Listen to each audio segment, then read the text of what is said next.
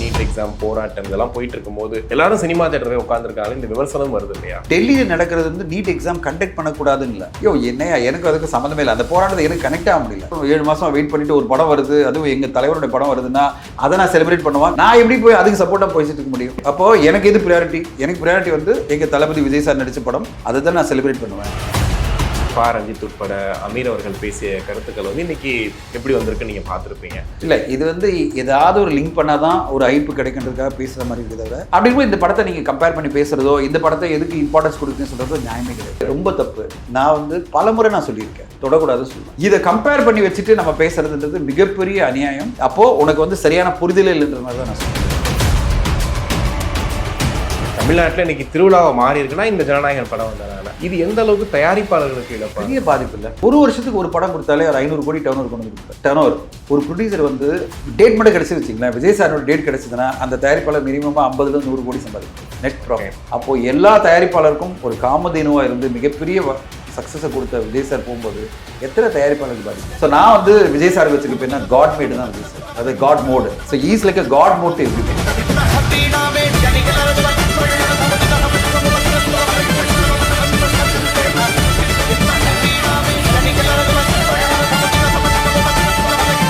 இது போன்ற வீடியோக்களை தொடர்ந்து பார்ப்பதற்கு தமிழ்நாடு டைம்ஸை சப்ஸ்கிரைப் பண்ணிக்கோங்க. எங்களுடைய சமூக வலைதள பக்கங்களான ஃபேஸ்புக், இன்ஸ்டாகிராம், எக்ஸ் பக்கங்களை ஃபாலோ பண்ணிக்கோங்க. உலகெங்கும் வாழும் தமிழ் நெஞ்சங்களுக்கு கிறிஸ்டியின் அன்பு வணக்கம். நம்மோடு தயாரிப்பாளர் டாக்டர் தனஞ்சயன் நினைச்சிருக்காரு. வணக்கம் சார். வணக்கம் கிறிஸ்டி. இல்லை சார், ஆனால் இந்த அமைச்சர்கள்லாம் போயிட்டு இந்த நேரத்தில் போயிட்டு அங்கே கண் கலங்கின வீடியோ பார்க்குறோம். அதை வந்து இப்போ தாவேகா சைட்லையும் சரி, இல்லை விஜய் ரசிகர்கள் சைடும் சரி, அதை கொண்டாடுறாங்க. ஆனால் இன்னொன்று ஆப்போசிட் பார்ட்டிஸ் பேசும்போது நீட் எக்ஸாம் போராட்டம் இதெல்லாம் போயிட்டு இருக்கும்போது எல்லாரும் சினிமா தேட்டரே உட்காந்துருக்காங்க. இந்த விமர்சனம் வருது இல்லையா? இது எப்படி பார்க்குறீங்க? இல்லைங்க, இது வந்து நீட் எக்ஸாமுக்கு எதிராக அங்கே நடக்கல. இது வந்து நிறைய பேருக்கு ஒரு குழப்பம் போயிட்டு இருக்கு. டெல்லியில் நடக்கிறது வந்து நீட் எக்ஸாம் கண்டக்ட் பண்ணக்கூடாதுன்னு இல்லை, நீட் எக்ஸாம் நடந்த குளறுபடிகளை நீக்கணும். நம்மளுடைய கோரிக்கை என்ன? தமிழ்நாட்டில் நீட் இருக்கக்கூடாது. பாருங்க எவ்வளோ டிஃப்ரென்ஸ் பாருங்க. இங்கே பல பேருக்கு தெரிய மாட்டேங்குது. டெல்லியில் நடக்கிற போராட்டம் வந்து நீட்டில் எக்ஸாம் நடந்த குளறுபடிகள்லாம் நீக்கணும், அந்த மினிஸ்டர் தூக்கணும், ப்ராசஸை ஸ்ட்ரெங்தன் பண்ணணும் அப்படின்றாங்க. நம்ம அதுவாக கேட்குறோம். நீட்டே வேண்டாம். அந்த மினிஸ்டர் தூக்குனால எனக்கு என்ன பிரயோஜனம்? இந்த இப்போ அந்த மினிஸ்டரில் நீங்கள் வரீங்க, எனக்கு என்ன பிரயோஜனம்? நீட் கண்டக்ட் பண்ண போறீங்க. நீட் கண்டக்ட் பண்ணி எனக்கு திருப்பி அதே பிரச்சனை தானே. இங்கே தமிழ்நாட்டில் வந்து மக்கள்லாம் பசங்கள்லாம் வந்து பாதிக்கப்படுறது நீட் எக்ஸாம்னால தான். அந்த குளறுபடிகள் என்றது ஒரு வருஷத்துக்கான பிரச்சனை. ஓகே, ஒரு 4-5 தடவை வந்து லீக் ஆகிருக்கலாம், அதனால வந்து மொத்தமாக பாதிக்குது அப்படிலாம் நம்ம சொல்லிட்டு ஜெனரலைஸ் பண்ண முடியாது. நான் என்ன பாயிண்ட் ஆஃப் என்னன்னா, தமிழ்நாடு பொறுத்தவரை நீட் வேண்டாம். இப்போது திமுக அரசுலேருந்து தாவேகா அரசுலேருந்து கேட்குற ஒரே ரிக்வெஸ்ட் என்ன? எங்களுக்கு நீட் வேணாம், நாங்கள் இதை வந்து ஸ்டேட் கண்ட்ரோலில் வைங்க. மெடிக்கல் எக்ஸாம், இன்ஜினியரிங் எக்ஸாம் வந்து எப்படி இன்ஜினியரிங் வந்து நம்ம ஸ்டேட் எஜுகேஷனில் இருக்க மாதிரி மெடிக்கல் எக்ஸாமை நீங்கள் ஸ்டேட் வைங்க. எங்கள் இதில் பசங்க எந்த +2 மார்க்கில் எவ்வளோ வாங்குறாங்களோ அதை வச்சு நான் கவுன்சிலிங் வச்சு அவங்களுக்கு அட்மிஷன் பண்ணுறோம். இதுதான் வந்து ஸ்டேட் கவர்மெண்ட் காலங்காலமாக கேட்டுட்ருக்கு. நீட் வேணான்னு கேட்டுட்ருக்கு. இவங்க சென்ட்ரல் கவர்மெண்ட்டில் அவங்க பண்ணுற போராட்டம் நம்மளுக்கு இன்னும் அது கனெக்ஷனே ஆகலை. என்னென்னா கான்ஃப்ளிக்டாக இருக்குது. நம்ம தமிழ்நாட்டில் கேட்குற போராட்டம் வந்து நீட்டு வேணான்னு, அவங்க சொல்கிறது நீட்டில் இருக்க குளறுபடிகளை நீக்குங்கன்னு. என்னையா எனக்கு அதுக்கு சம்மந்தமே இல்லை. அந்த போராட்டத்தை எனக்கு கனெக்ட் ஆக முடியல. ஏன்னா அதோட ஜனநாயகனை கனெக்ட், அதுதான் சொல்கிறேன். அப்போது கனெக்ட் ஆகாத ஒரு போராட்டத்தில் நான் அதை பார்ப்பேன்னா, எனக்கு வந்தது நான் 7 மாதம் வெயிட் பண்ணிட்டு ஒரு படம் வருது, அதுவும் எங்கள் தலைவருடைய படம் வருதுன்னா அதை நான் செலிப்ரேட் பண்ணுவேன். கனெக்ட் ஆகாத ஒரு கான்ஃப்ளிக்ட்டை வச்சு நான் பேசிட்டு இருப்பேன். ஓகே, இப்போ இங்கே தமிழ்நாட்டில் பார்த்தீங்கன்னா பல பேருக்கு என்ன ட்வீட் பண்ணுறதுனே தெரியல. ஏன்னா நானே கன்ஃபியூஸ் ஆகிறேன். அவன் பண்ணுறது எல்லாமே வந்து நீட்டில் இருக்க குளறுபடிகளை வச்சு நான் நீட்டே வேணான்னு சொல்லிட்டு இருக்கேன். நான் எப்படி போய் அதுக்கு சப்போர்ட்டாக போயிட்டு இருக்க முடியும்? அப்போது எனக்கு எது ப்ரையாரிட்டி? எனக்கு ப்ரையாரிட்டி வந்து எங்கள் தளபதி விஜய் சார் நடித்த படம், அதை தான் நான் செலிப்ரேட் பண்ணுவேன். அதுக்காக அது முக்கியம் இல்லைன்னு அர்த்தம் இல்லை, அது முக்கியம்தான். ஆனால் அது எனக்கு தேவையே இல்லைன்றேன். நான் அந்த நீட்டே தேவையில்லைன்ற. அப்போ நான் சென்ட்ரல் கவர்மெண்ட்டை கேட்கறது என்னன்னா, இந்த குளறுபடிகள் எதுக்கு நீட்? சார் தெளிவாக சொல்லிடுங்க சார். அது தேவையில்லைன்னா அந்த போராட்டமே தேவையில்லைன்ற. நான் சொல்றது எனக்கு தேவை வந்து நீட்டு வேண்டாம். அப்போது அவங்க பண்ணுற ஒரு போராட்டத்தில் ஒரு பகுதி தான் எனக்கு கரெக்டாக இருக்கு. அதாவது நீட்டில் நடக்கிற குளறுபடி நீக்குன்னு சொல்கிறாங்கல்ல, நான் சொல்கிறது குளறுபடி இல்லை, நீட்டே வேணாம். ஏன்னா தமிழ்நாட்டில் மக்கள் வந்து இல்லை, தமிழ்நாடு மட்டும் இல்லை, ஆல் ஓவர் இந்தியாவில் வந்து குழந்தைங்கள்லாம் பாதிக்கப்படுறாங்க. 16-17 வயசு சின்ன பசங்கள்லாம் பாதிக்கப்படுறாங்க. பல பெண்களுடைய வாழ்க்கை வந்து இதை நம்பி இருக்குது. அவங்க வந்து ஃபர்ஸ்ட் ஜென்ரேஷன் டாக்டர் ஆக முடியும்னு நினைக்கிறாங்க, அவங்களுக்கு பண்ண முடியாமல் போகுது. நீட் கோச்சிங்கே லட்சக்கணக்கில் செலவு பண்ண வேண்டியிருக்கு. இது வேணாம் அப்படின்னு தான் நாங்கள் சென்ட்ரல் கவர்மெண்ட் கிட்ட கேட்டுட்ருக்கோம். பல வருஷமாக வந்து 2 கவர்மெண்ட் இதான் கேட்டுட்ருக்கு. நானும் ஒரு தகப்பனா அதை தான் நான் கேட்பேன், நீங்கள் எதுக்கு நீட்டை வைக்கிறீங்கன்னு. அங்கே டெல்லி நடக்கிற போராட்டம் இந்த குளறுபடிக்கெல்லாம் காரணமான தர்மேந்திர பிரசாத் வந்து ரிசைன் பண்ணணும், இது பண்ண ரிசைன் பண்ணிட்டாரு, அப்புறம் என்ன ஆகும்? அதே மாதிரி எக்ஸாம் தான் நடக்கும். அதனால என்ன பிரயோஜனம் வரப்போகுது நம்ம தமிழ்நாட்டு பசங்களுக்கு? இல்லை சவுத் இந்தியாவில் இருக்கிற பசங்களுக்கு திருப்பி நீட் எக்ஸாம் கண்டக்ட் பண்ணி தானே ஆகணும்.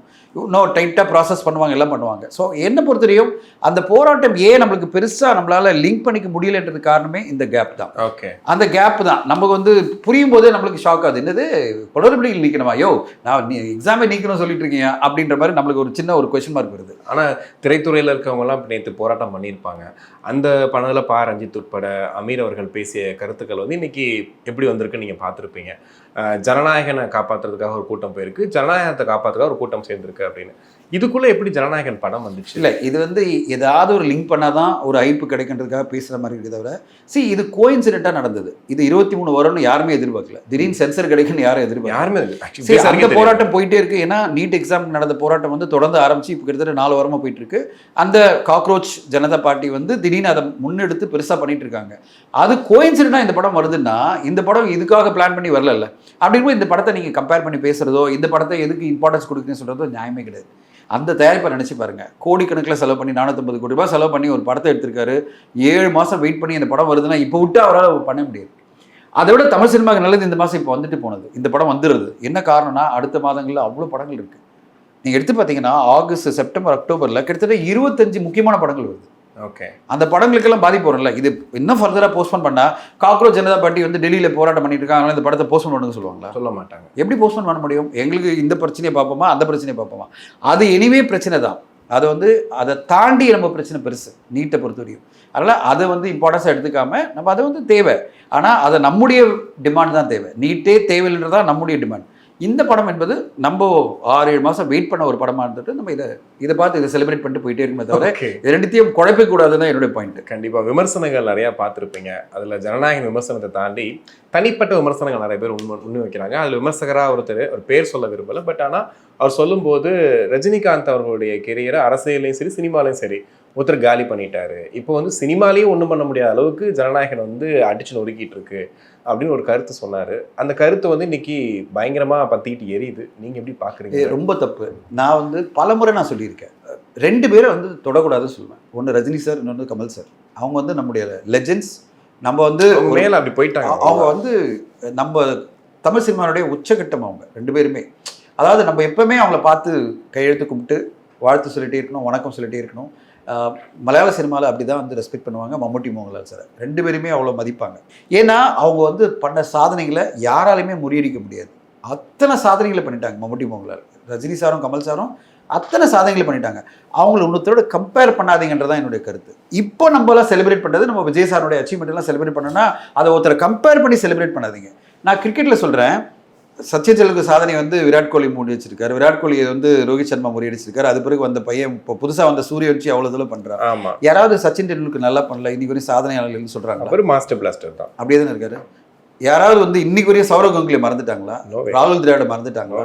சுனில் கவாஸ்கரை மறந்துட்டாங்களா? யாராவது இன்னைக்கு வரையும் வந்து ஐயோ என்னங்க பவுலிங்கில் வந்து கபில் தேவெல்லாம் பீட் பண்ணி வந்தேன் எப்போ ஓவர்டேக் பண்ணிட்டாங்க யாரும் சொல்லியிருக்காங்களா? கபில் தேவ் பண்ணதெல்லாம் சாதனைகள்.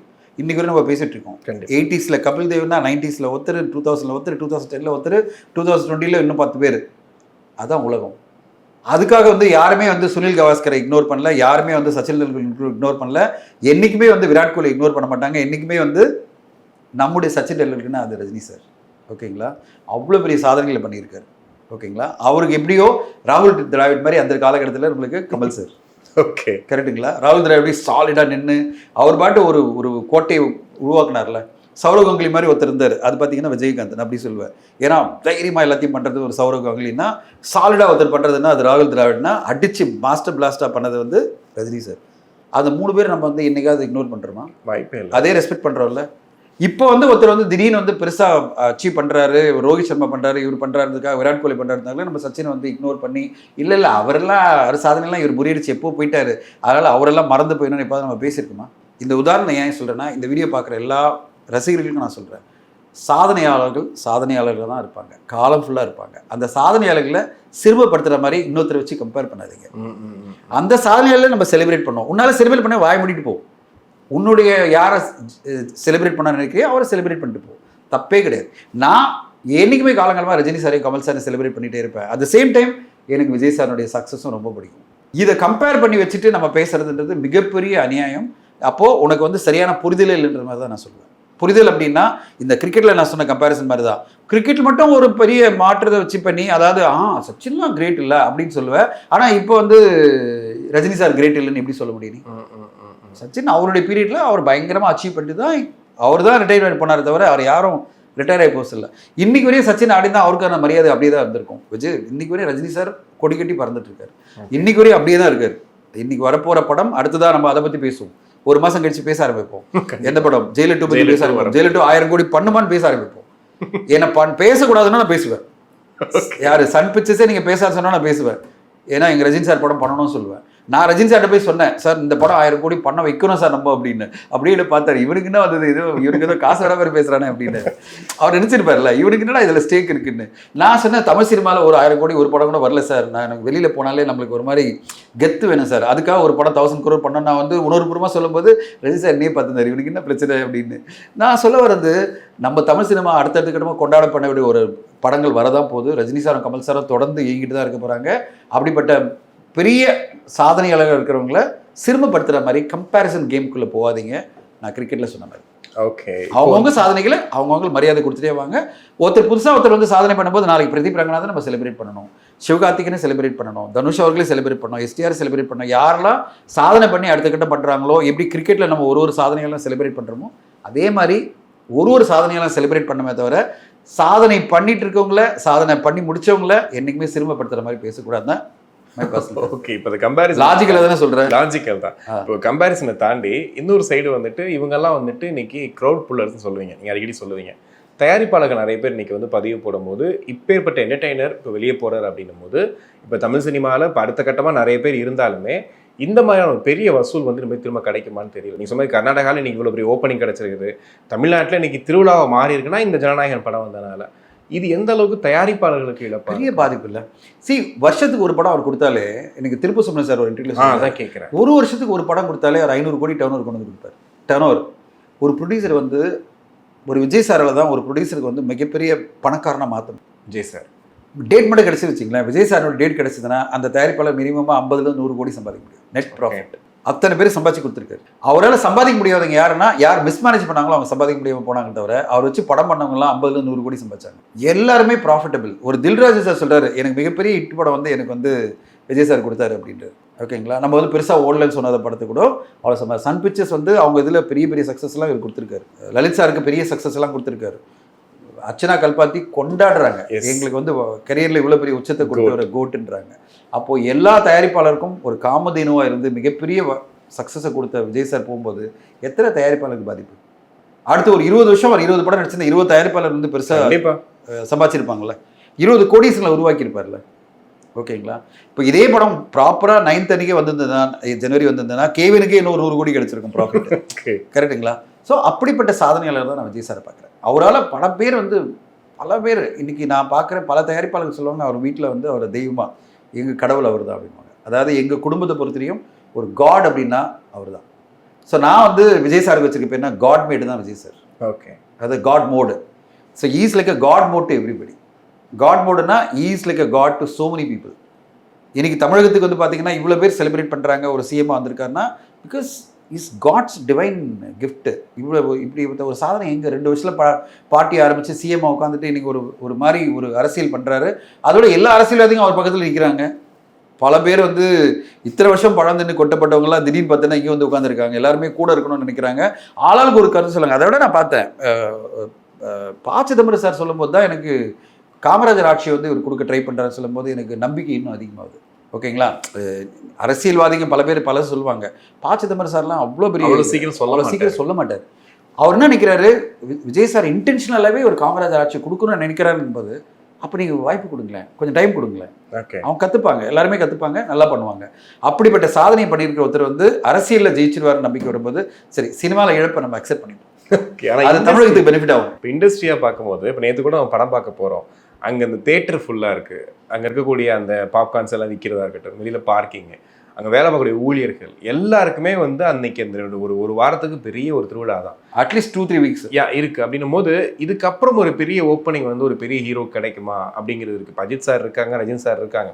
அவங்க ஓப்பனிங்லாம் தாண்டி விஜய் சாரோட ஓப்பனிங் இப்போ இருக்குன்னும் போது அந்த பாதிப்பு எப்படி இருக்கும்? இல்லை, கம்பேரிசனே வேண்டாம். அந்தந்த படத்துக்கு கிடைக்கிற வரவேற்பு தான். இப்போது நாளைக்கு இதே மாதிரி ஜெயிலிட்டுக்கும் பெரிய லெவலில் வரவேற்பு இருக்கும்போது அஜித் சாரோட அடுத்த படத்துக்கு இருக்கும். இப்போ வந்து விஸ்வநாத் சன்ஸுக்கும் நல்ல ஒரு டாக் வந்துட்டு இருக்கு. நான் சொல்ல வருது, நம்மளுக்கு ஒன் மோர் ஸ்டார் நல்ல இப்போ 11 பேட்ஸ்மேன் நம்மகிட்ட 11 பேர் பிளேயர் இருக்காங்கன்னா அதில் 3 பேர் டாப் பிளேயராக இருந்தால் இண்டஸ்ட்ரிக்கு நல்லது. ஒரு ஆல்ரவுண்டர் போயிட்டாருன்றதுதான் வருத்தம் நம்மளுக்கு.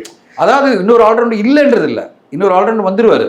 அது வரத்துக்கு அது வந்து அந்த இடத்த பிடிக்கிறதுக்கு டைம் ஆகும்ல. நம்மளுக்கு ஒரு ஆல்ரவுண்டராக ஒருத்தர் இருந்தார், வந்தாலே அடி செஞ்சுரி தான்ப்பா அப்படின்ற ஒரு ஸ்போர்ட்ஸ்மேன் போயிட்டாருன்ற வருத்தம் தான் நம்மளுக்கு அதிகமாக இருக்குது. திடீர்னு ஒரு பீக்கில் இருக்கிற ஒரு பேட்ஸ்மேன் வந்து இல்லை பவுலரோ ரிட்டையர் ஆகி போகும்போது நம்மளுக்கு எவ்வளோ மனசு வருத்தம். அப்படி தான் நம்ம ஃபீல் பண்ணுறோம். ஐயோ என்னடா அது அப்படின்னு.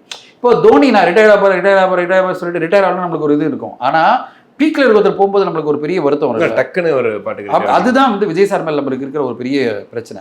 இப்போ ரஜினி சார் இன்னும் பீக்லேயே இருக்காரு. அப்படி இருக்கும்போது நம்மளுக்கு வந்து இன்னும் ஒரு நிறைய, நான் வந்து அவர்கிட்ட சொன்னேன், சார் அடுத்த ஒரு 15 இயர்ஸ் நீங்கள் படம் பண்ணிட்டே இருங்க, ஏன்னா நீங்கள் தான் அடுத்து 1000 கோடி கொடுக்க முடியும் அப்படின்னு சொல்லும்போது அப்போ அவர் பீக்லேயே இருக்காரு. இல்லை, இப்போ அவருமே கடைசி படம்ன்ற அதெல்லாம் இல்லை. அவர் என்ன, நாங்கள்லாம் சொல்லிட்டே இருக்கோம், நீங்கள் 15 படம் பண்ணுங்க சார் சொல்லிட்டு இருக்கோம். அவர் கண்டிப்பாக பண்ணுவார். நாங்கள் கிளியராக சொன்னோம், உங்களுக்கான கதைகள் உருவாகிட்டே இருக்கும், நீங்கள் அடுத்தடுத்த கட்டம் பண்ணிட்டே இருக்குன்னா அப்படியே பார்த்துட்டே இருக்காரு. என் ஒய்ஃப் எல்லாம் சொன்னாங்க இந்த மாதிரி கதைகள் பண்ணுங்க அந்த மாதிரி. அவரே பார்க்குறாரு, என்னடா இவங்க இவ்வளோ பெரிய லிஸ்ட் கொண்டு வராங்களே அப்படின்னு. நான் எதுக்கு சொல்ல வரேன்னா, அப்படி நம்ம எதிர்பார்க்குறோம்ல. கமல் சார் அடுத்த ஒரு 20 வருஷம் படம் பண்ணோம் நம்ம எதிர்பார்க்குறோம். அவர் வந்து புது விதமான ஜானரில் படம் கொடுங்க அப்படின்னு எதிர்பார்க்குறோம். ஓகேங்களா? அப்போது இவங்கெல்லாம் வந்து ஒரு லெஜெண்டரியா அப்படி தான் ஒருத்தர் அவங்கவுங்க கொடுத்துட்டு தான் வருவாங்க.